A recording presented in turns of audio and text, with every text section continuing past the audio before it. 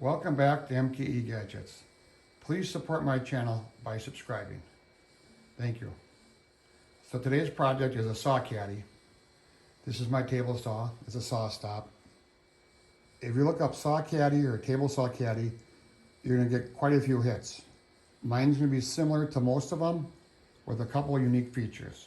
So first of all, let's bring out all the tools I want to put on my caddy so we can kind of talk about how they're going to be stored.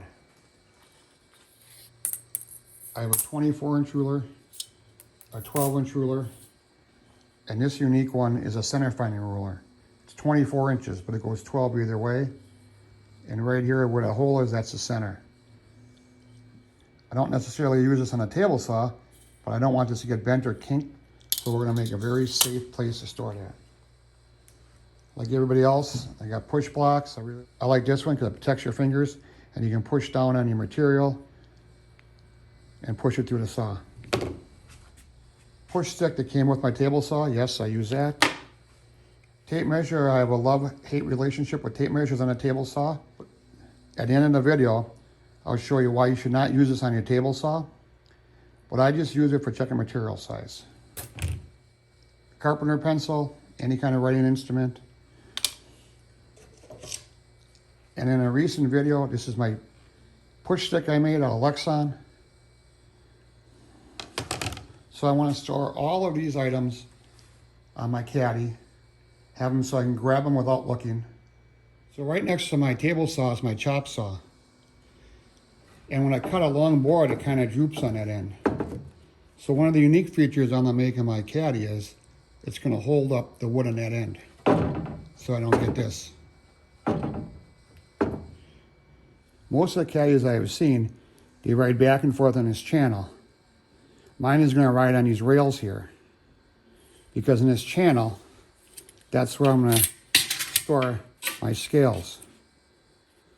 Right here at the table saw makes it very easy to use it to measure from the side of the fence to the side of the blade. My table saw has a very nice scale system here with a very fine line. But every once in a while, you just want to check to make sure it's right. Let's say you put a stacked dado blade in there, 3/4 inch wide. That's going to change your layout here. Got my scales here to double check, so it's very important. So I don't want the wood to ride on this plastic here, because I'm afraid it's going to get scuffed up and it won't slide good. And I want it to slide out of my way, back and forth. I went to my local plastic supplier and I got a piece of plastic, UHMW. And this stuff is slippery than wet ice. I'll put a description from my MasterCard and it explains better what this product is. So I'm gonna cut a strip of this so it slides up here and doesn't scuff up these rails here. Also, it will be nice and slippery and will slide out of my way. Now for the rest of the material, underneath my chop saw and my table saw, I got some 5-gallon buckets, pieces.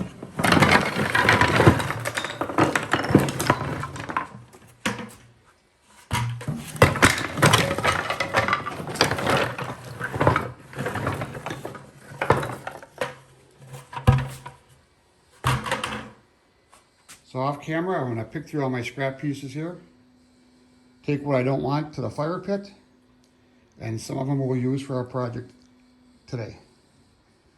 So I got this piece of oak. It's been all finished, sanded, sealed, and whatnot. I think that will fit perfect on there. And I found this thinner piece, and that's gonna go underneath here, but it can't be hitting my scales. I can also use this for the sides. And I have various hardwood and softwood pieces that I'm going to trim around. So let's lay this out here. So if this is my top piece that's going to ride on here, what do I all want to sit on here? Well, I want a tape measure of some sort, pencil, push block, push stick, and my recent video, my Lexan push stick. I don't want these laying down flat. I want to be able to grab them at a moment's notice and help glide the wood through the blade. So this is going to sit up on the end. So first I want to do is figure out my spacing and my height for the piece that's going to glide in there. For that I'll use this piece of plywood. So I measured the width there. It's a little bit under 3 inches. I got my saw set a little bit under 3 inches. Let's make some chips.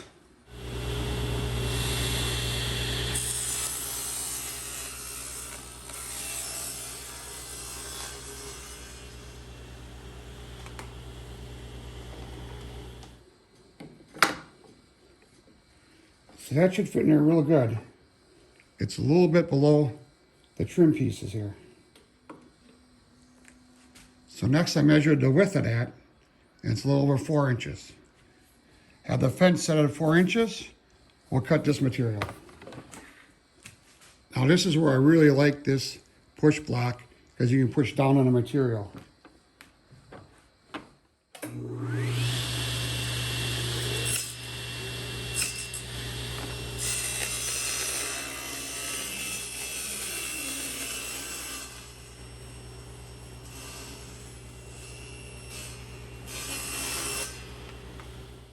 I have my 4-inch level here clamped, acting like a board. So if you follow all the way out to here, this is where my saw caddy is going to be. And I have to get the height off the table up to the bottom of this board, which is my level. I put down a piece of plastic here to act as a shim to keep the board off the bottom of the table. In the future, this piece is a plywood, which is going to hold any wood hanging off the chop saw. So now I just got to mark it.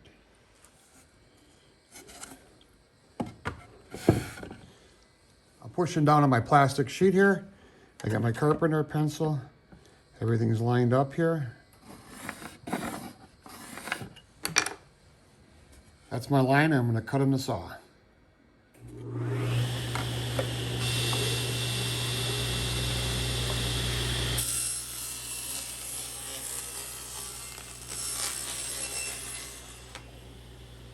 So working from the bottom up, I got a couple of layout lines here. We're going to drill 3 holes that are going to be countersunk.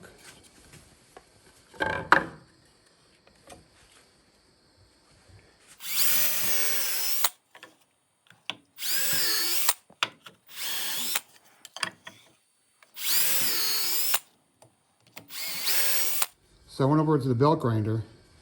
Without it running, I just rubbed a board over the sandpaper to remove any burrs. I need to align all 3 layers together, but away from this laminated face. So in the future, I don't have anything overhanging here. So I got my piece of plywood, and I'm pushing everything to the right. I have a 1, 2, 3 block in the back. I'm kind of pushing everything forward, kind of all at the same time. I put a screw hole in the bottom, and I don't want to clamp on that.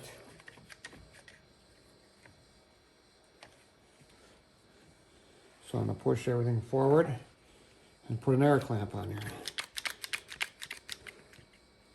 Hopefully not bumping anything. So I'm going to use 1 1/4 inch deck screws.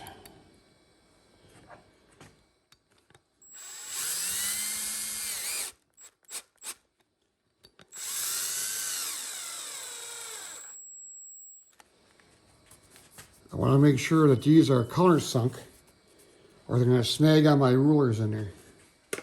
So with the 3 scales back in there, let's go for a test glide. So this can glide back and forth without snagging any of my rulers here.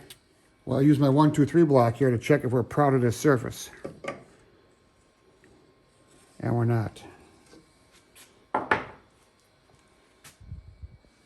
So initially, I was going to put this piece in between here, and I screwed it together. I said, well, I'm going to try it without that in there and just see how that slides.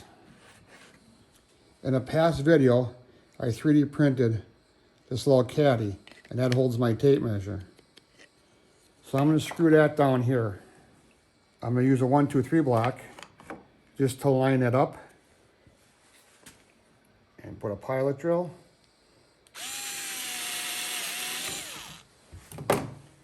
And for this, I'm using 1-inch deck screws.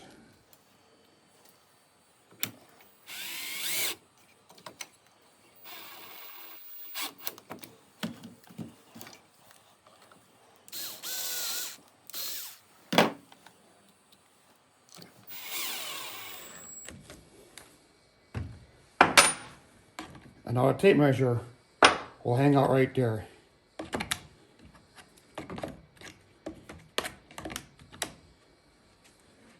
I've been using quite a few of these tape measure caddies all around the shop, so I don't have to walk too far to get a tape measure. So I think that's going to be good. Next, I want to find a place for the push block to hang out. And I'm thinking right there because I can grab it and use it, put it back. I'm going to trim it out with these 3/4 by 1 strips, pine, but they're a little bit too tall, I think.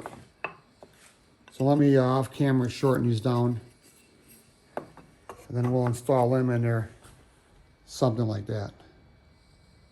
So I trimmed this wood up 3/4 by 3/4, and I just kind of put it in here, rounded it over with a radius bit on my router, and that's going to be perfect for that block. And then my carpenter pencil. So now I'm working on how do I attach this so I can easily remove it and grab it at any time.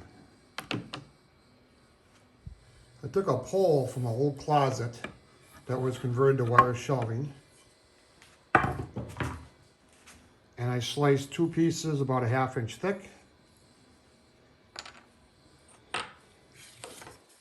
There's a scrap of plywood, couple 1 5/8 deck screws. Put the screw in the plywood, put the round part from the shelf.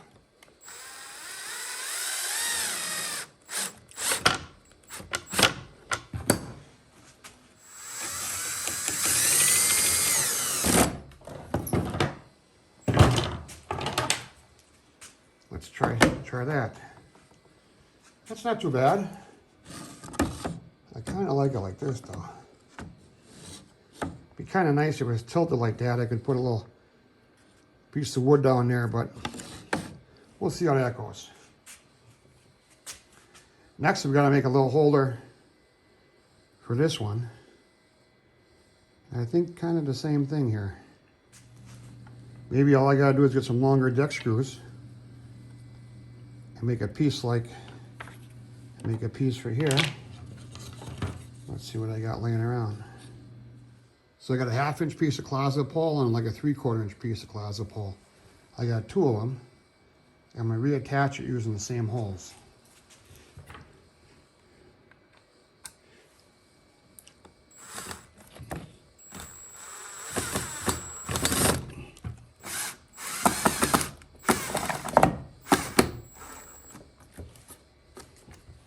All right, let's see if it fits. That will go in there nice. And the other push stick. The important thing is I can grab either one independently and use it as a push stick. Everything here has a little place. You can grab it.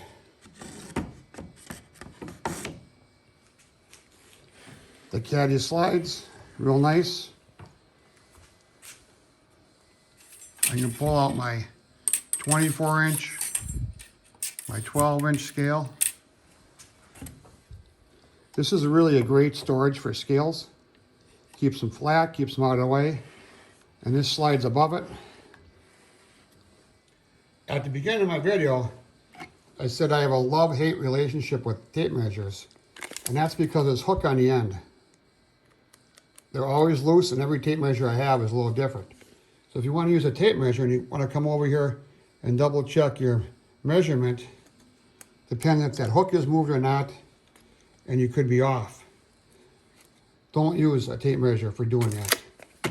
That's why in my tray here I have my scales, and I can pull out a 12-inch scale and quickly verify any dimension. Especially if you have a dado head in here that's wider, you always want to check your measurement. These have their place, and it's great for checking the width and length of your stock before you cut it, just to make sure the piece is big enough. But when you really want to get accurate, don't use it. Use a scale like this. So this is MKE Gadgets. Thank you for watching today's video. I table saw Caddy with a couple unique features in it. One, it slides and doesn't move my scales around. All made from salvage materials. Also, don't forget, when I have long boards in my chop saw, it holds them level. So this is MKE Gadgets. Thank you very much for viewing today's video. Please support my channel by subscribing. Thanks. We'll see you tomorrow.